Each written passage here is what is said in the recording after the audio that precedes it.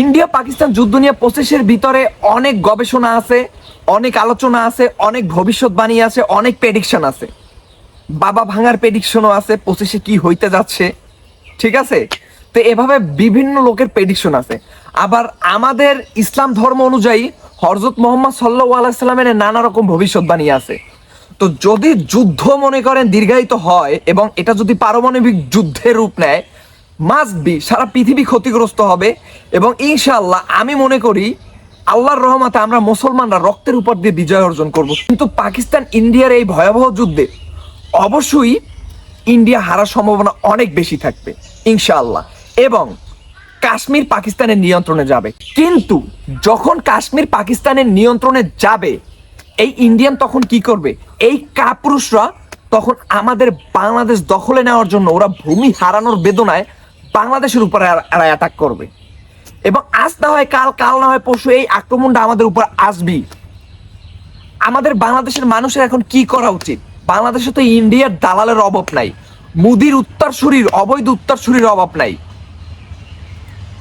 তো এই দালালদের জন্য বাংলাদেশের সর্বোচ্চ ক্ষতিগ্রস্ত হবে বাংলাদেশ।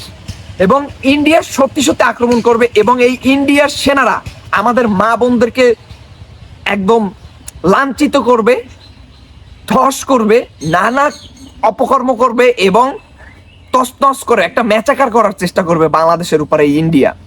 তা আমরা কি করব? আমরা কি এখন ডিফেন্স করব? না, আমাদের এখন আর ডিফেন্স করলে হবে না। আমাদেরও অস্ত্র ভান্ডারে অস্ত্রের সমাগম গড়ে তুলতে হবে। আমাদেরও এখন অস্ত্র লাগবে। এখন আমাদের কি অস্ত্র লাগবে? কারণ এই আধুনিক যুগে যুদ্ধ কিন্তু এখন আর কাঁচামাইরা করা যাবে না, এখন অস্ত্র নিয়ে যুদ্ধ করতে হবে। আমাদের অনেক মিসাইল লাগবে, হাইপারসনিক মিসাইল লাগবে। কারণ তারা কিন্তু প্রথমেই স্থল যুদ্ধ করবে না। তারা যদি বাংলাদেশে অ্যাটাক করে প্রথমেই কিন্তু তারা স্থল যুদ্ধ করবে না। স্থল যুদ্ধ করার সাহস ইন্ডিয়ার কোনো সেনাদের নাই।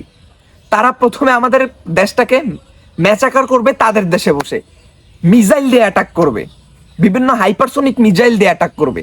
এরপর তারা আমাদেরকে দুর্বল করে তাদের সেনা কি করবে? আমাদের ভিতরে প্রবেশ করাবে। এইটাই কিন্তু করবে। কিন্তু এরা কিন্তু সরাসরি আমাদের দেশে কখনোই ইন্ডিয়া স্থল যুদ্ধে আসবে না। কারণ তারা যদি স্থল যুদ্ধে 5 লাখ আসুক আর 50 লাখ আসুক, তাদের জন্য আমাদের 50,000 সেনাই এনাফ।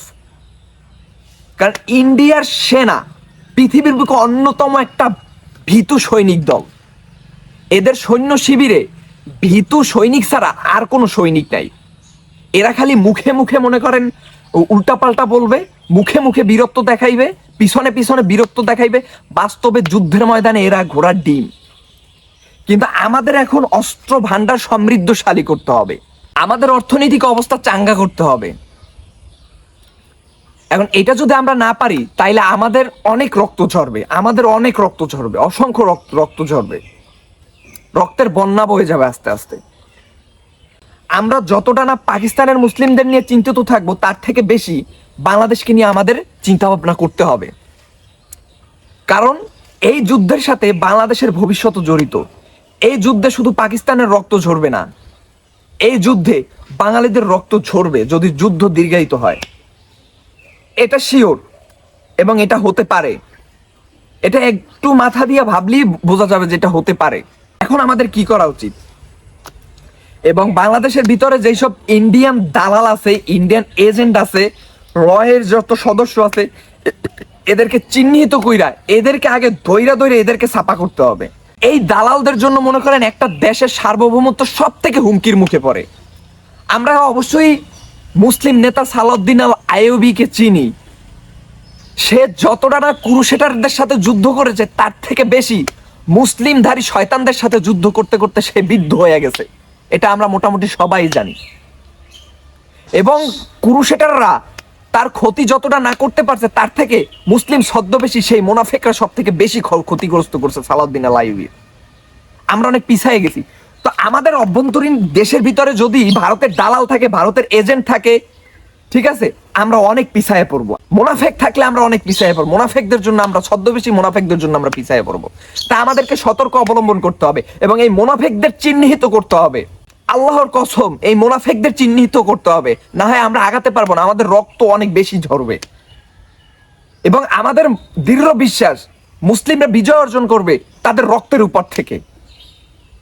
এবং আমাদের মুসলিমদের এখন আল্লাহর কাছে আবাবিলের দোয়া করলে হবে না, আমাদের মুসলিমদেরকে এখন ঘুরে দাঁড়াতে হবে, আমাদের মুসলিমদেরকে এখন যুদ্ধের প্রস্তুতি নিতে হবে, অস্ত্র তুলে নিতে হবে, জেহাদ করতে হবে এবং ইসলাম ধর্মকে চর্চা করতে হবে। আমরা মুসলিমরা কি করি?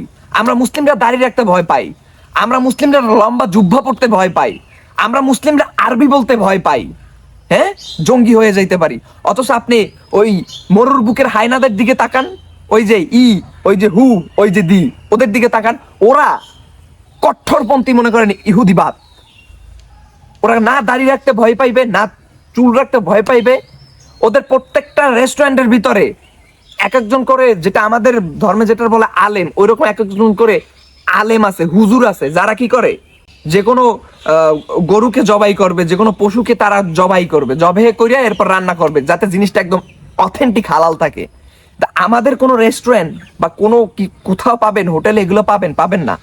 আমরা হারামে লিপ্ত।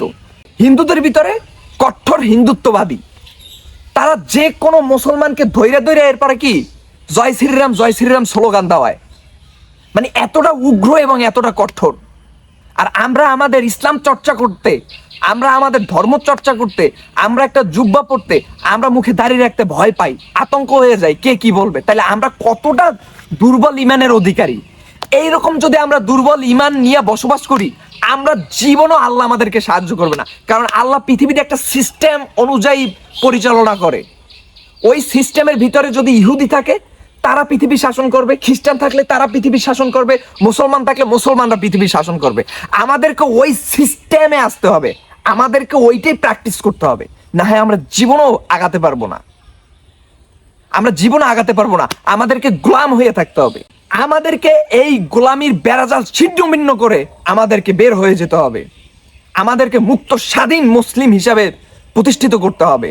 আমাদেরকে অন্যায়ের প্রতিবাদ করতে হবে, প্রতিরোধ গড়ে তুলতে হবে, ইসলামের আদর্শে আমাদেরকে চলতে হবে, আমাদেরকে ন্যায় বিচার প্রতিষ্ঠিত করতে হবে এবং অন্যায়ের বিরুদ্ধে বারবার রুখে দাঁড়াতে হবে, প্রতিবাদ করতে হবে, প্রতিরোধ গড়ে তুলতে হবে। এইভাবে যদি আমরা চলতে পারি, ইনশাল্লাহ ক্ষমতা আবারও মুসলিমদের হাতে চলে আসবে, আবারও আমরা ভারতবর্ষ মুসলিমরা শাসন করব, আবারও পুরো বিশ্ব আমরা সেই ওসমানিয়া খেলাফতের মতো সারা পৃথিবীতে আমরা ইসলামের আলো, ইসলামের পতাকা আমরা ছড়িয়ে দিতে পারবো ইনশাআল্লাহ। ইনকিলাব জিন্দাবাদ।